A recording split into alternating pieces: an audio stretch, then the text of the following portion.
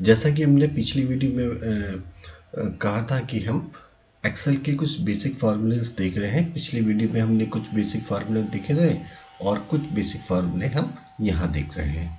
तो जैसे कि मेरे पास एक ये डाटा है जिसमें ये एम्प्लॉयज़ की नेम है और ये नेम अलग अलग है, यानी कि इनका टाइटल अलग है, फर्स्ट नेम अलग है, मिडिल नेम अलग है और लास्ट नेम अलग है।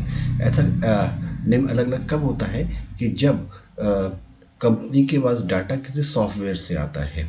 जैसे कि कंपनी ने कोई फॉर्म निकाला था, फॉर्म भरते समय title, first name, middle name, last name भरा जाता है, तो ये वो जो डाटा आता है वो अलग अलग ही आएगा।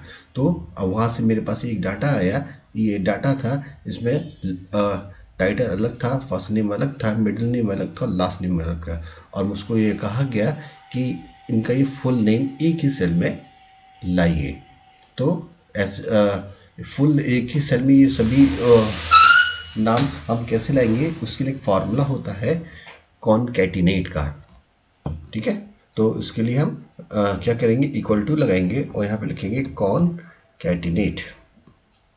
बस कॉन लिखेंगे तो यहाँ पे देखिए कॉनकैटिनेट खुद आ जाएगा, बस टैब वाला बटन दबा दीजिए तो खुद ब खुद वो फार्मूला उठा लेगा।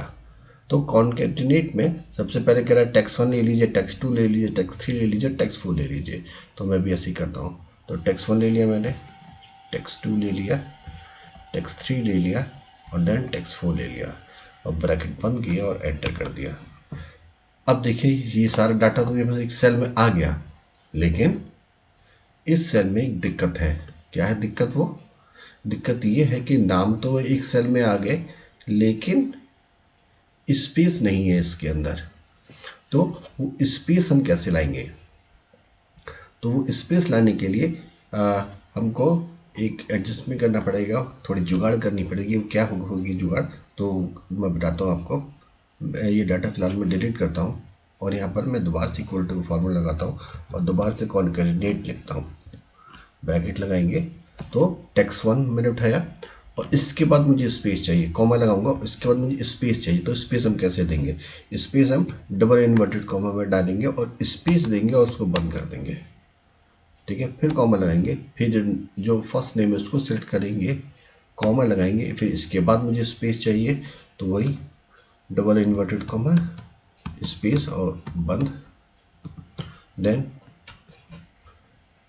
मिडिल नेम को उठाएंगे, फिर कॉमा लगाएंगे, इसके बाद दोबारा मुझे स्पेस चाहिए तो वही काम करेंगे, स्पेस देंगे, उसको बंद करेंगे और फिर लास्ट नेम को उठाएंगे। मुझे इसके बाद कोई स्पेस की ज़रूरत नहीं है तो मैं ब्रैकेट बंद कर दूंगा और फिर एंटर कर दूंगा। तो देखिए अभी नाम मेरे पास आ गए और सब में स्पेस आ रहा है। ठीक है, बस मैं उसको ड्रैग कर दूंगा। ओके, देन उसके बाद मैं चाहता हूँ कि ये जो नाम है ये अपर केस में आए, यानी कि जो स्पेलिंग आ रही है वो कैपिटल लेटर में आए। तो इसके लिए फॉर्मूला होता है इक्वल टू अपर।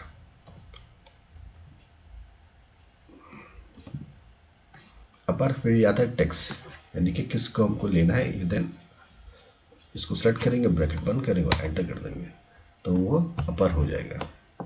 ठीक है, हम एक्सेल के अंदर दो फॉर्मूले भी एक साथ में यूज़ कर सकते हैं। कैसे, मैं आपको बताता हूँ।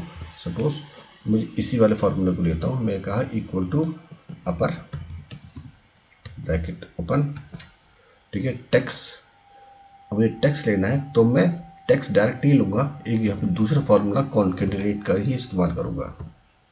अब दोबारा टैब लूँगा, ठीक है, फिर दोबारा से टेक्स्ट 1, ठीक है, कॉमा, स्पेस जो देने का तरीका मैंने आपको बताया था उसको दोबारा से ले लीजिए।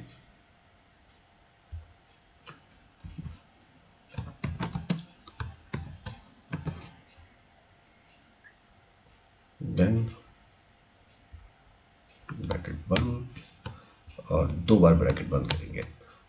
ठीक है, यह ब्रैकेट को जब तक बंद करेंगे जब तक वो काला नहीं हो जाएगा और एंटर कर देंगे। तो अब देखेंगे वो अपर केस में आ गया। चाहे तो आप उसको भी नीचे ड्रैग कर सकते हैं। ओके, इस तरह से लोअर में क्या करता है, वो स्पेलिंग को स्मॉल लेटर में लिख देता है। तो उसके लिए फॉर्मूला होता है लोअर ब्रैकेट, और जिस को हमको लोअर केस में लिखना है उसको सेलेक्ट करेंगे, ब्रैकेट बंद करेंगे और एंटर कर देंगे। तो अब देखेंगे ये फॉर्मूला लोअर केस में आ गया है। उसको ड्रैग कर लेंगे और उसके बाद आता है प्रॉपर केस। प्रॉपर केस जो उसमें पहले लिखा था, पहला वर्ड बड़ा फिर बाकी के स्मॉल, तो उसके लिए फॉर्मूला होता है इक्वल टू प्रॉपर।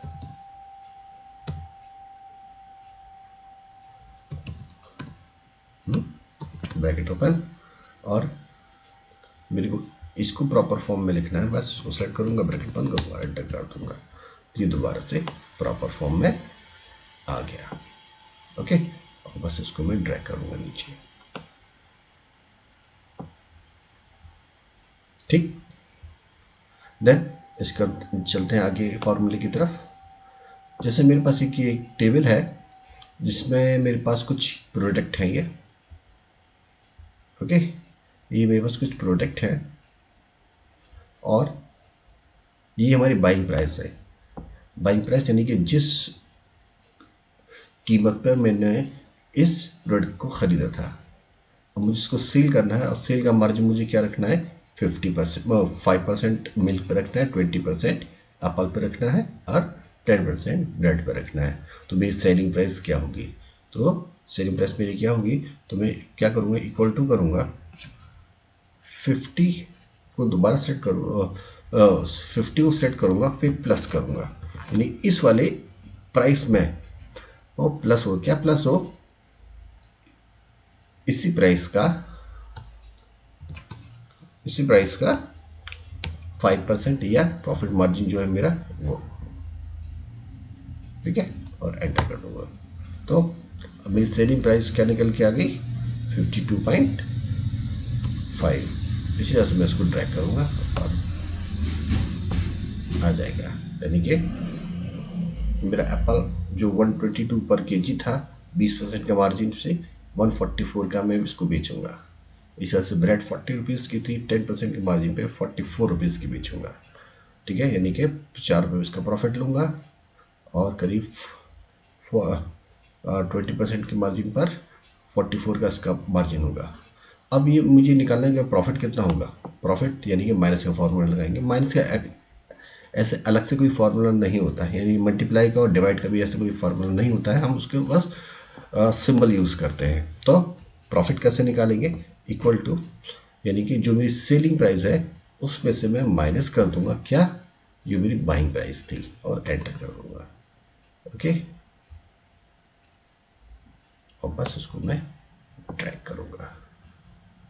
ओके, तो ये कुछ और फार्मूले थे, आगे भी हम इसी तरह के फार्मूले देखते रहेंगे। जब तक के लिए धन्यवाद।